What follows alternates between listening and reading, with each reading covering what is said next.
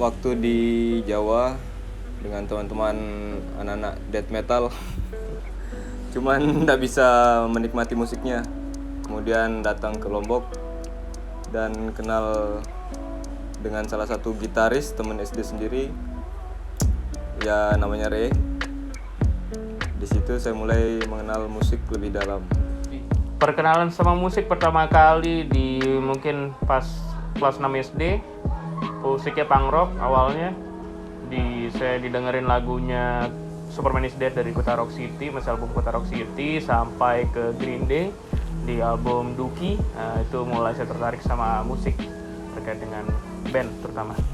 Kalau musik, saya pertama kali kenal musik sejak SD sih dulu, karena musik tuh rasanya kayak apa ya, mengisi kekosongan gitu. Tiap lagi sendiri, kemudian lagi senang atau sedih, itu musik tuh kayak yang selalu mengikuti seperti bayangan gitu.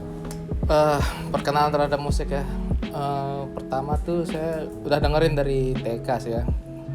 Kita kan generasi MTV nih, jadinya dulu kakak saya tuh suka nyetel MTV. Waktu itu masih zamannya boy band sama hip metal ya, kayak Korn, Limp Bizkit, Linkin Park. Nah itu pertama kali kenal. Tapi yang bener-bener kayak pengen jadi main band tuh gara-gara ngeliat video klipnya Europe Final Countdown.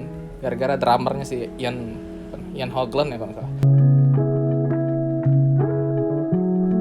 Pertama kali ngeband itu pas SMA, pas mau ngadain pensi di Semanda, aksi Semanda, tapi pada akhirnya band saya tidak jadi tampil karena karena banyak permasalahan internalnya. Pertama kali dulu di salah satu studio di salah satu daerah di Lombok Barat ya. Itu waktu diajak teman sekali, dan waktu itu cuma baru tahu kunci dasar, tapi bisa jalan satu lagu itu udah senang sekali. Yang waktu SD apa nih? Waktu SD ya di SD. Pertama kali di acaranya SMA 1.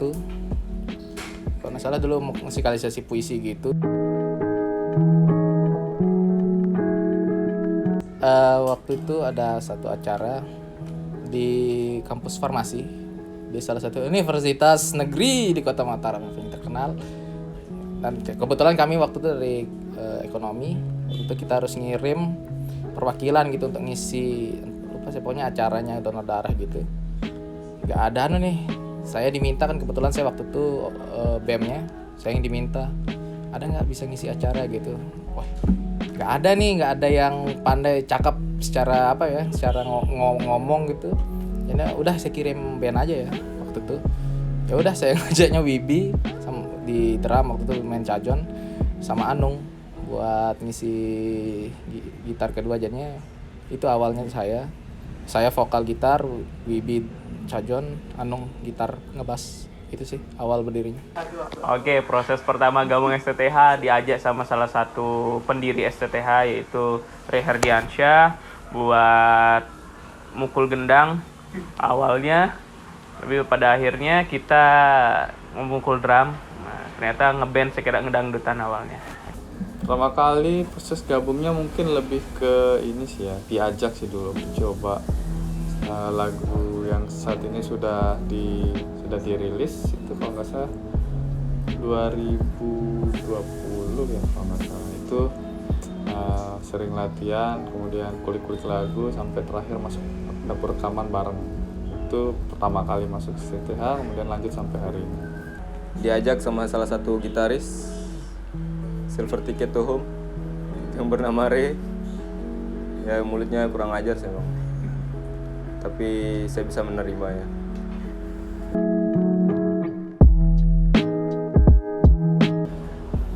Momen kampret ya mungkin lebih ke ini sih, ada dua ya kalau nggak salah waktu itu. Pertama waktu pas main di salah satu tempat itu colokan untuk bassnya nggak bagus, jadinya suaranya mendem kadang keras, jadinya nggak sejalan sama musiknya gitu. Terus yang kedua mungkin waktu sempat sekali main, mungkin ada sedikit miskomunikasi ada salah kunci, salah lirik dan lain sebagainya, itu berpengaruh sama permainan waktu di panggung.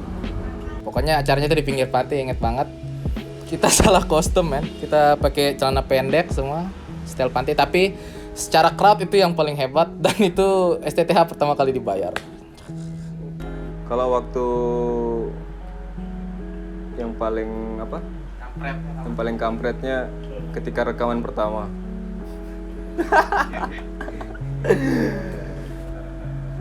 Karena masih belum mengenal suara sendiri ya, masih belum terlalu mengenal suara sendiri.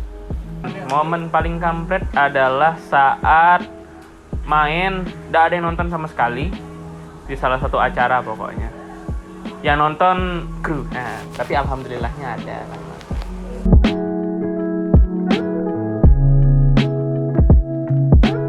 Momen mengesankannya kita main di Udayana. Momen konsernya kan? Atau momen apa nih? Ya kita manggung, manggung lah. Ya manggung ya di Taman Udayana. Yang paling saya rasa agak ya lumayan perfect lah. Belum ada nih.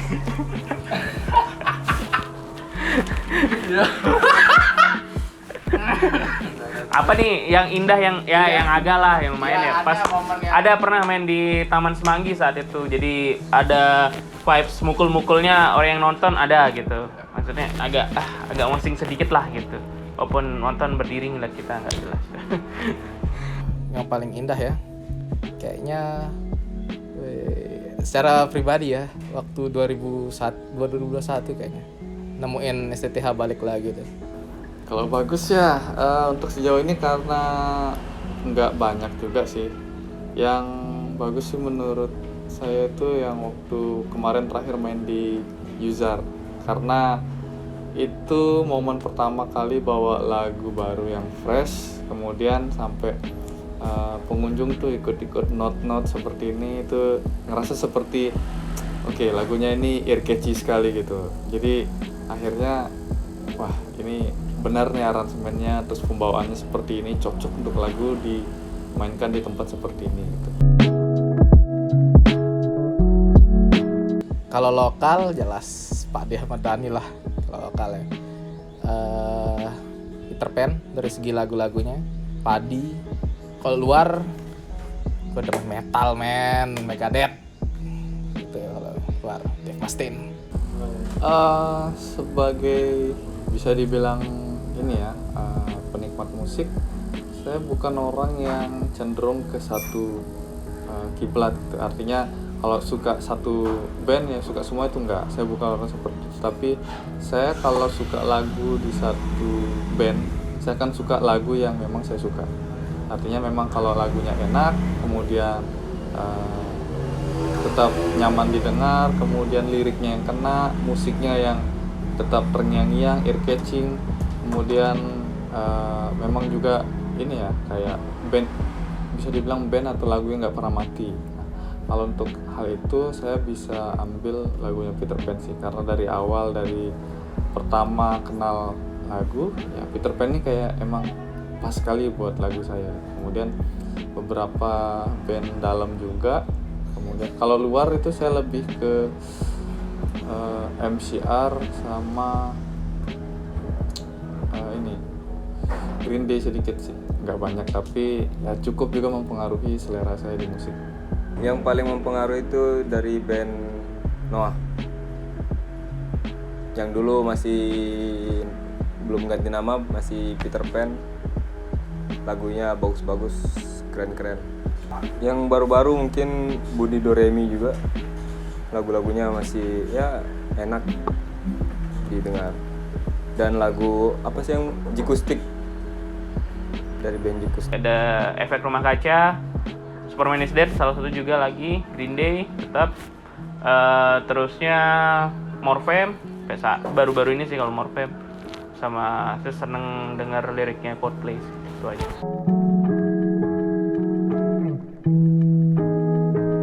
Oke, pesan kesan mungkin lebih ke ini ya, ke kekompakan kita. Semoga tetap konsisten untuk ngulik lagu, kemudian memperbaiki diri, kemudian meningkatkan skill dan lain sebagainya. Bisa juga lebih ke arah ini, produktif lagi. Jadi memang beberapa kita harus main dengan lagu orang dan kita bawakan juga lagu sendiri, tapi bagaimana caranya kita pelan-pelan tapi pasti membuat orang-orang terngiang-ngiang dengan lagu kita sendiri. Termasuk juga bagaimana cara kita membawa diri supaya nggak juga seperti orang-orang yang lupa cangkangnya, kita dulu dari orang yang seperti apa dan lain sebagainya. Dan insya Allah kalau memang rezeki dan kesempatan berkarya di sini lebih bagus, semoga kita bisa lebih bersinar. Apa ya, moga walaupun jarang manggung moga kita tetap bisa membuat karya, karena bagi saya musisi itu bukan cuma manggung aja dihitung, tapi karyanya harus minimal harus ada walaupun tidak didengar orang banyak. Gitu aja sih. Semoga sukses. Kesan dan pesan selama di STTH adalah Sell for Ticket to Home. Semoga lebih jaya lagi ke depan dan menjadi sebuah band yang bisa dikenal oleh banyak orang melalui lirik-liriknya yang cadas.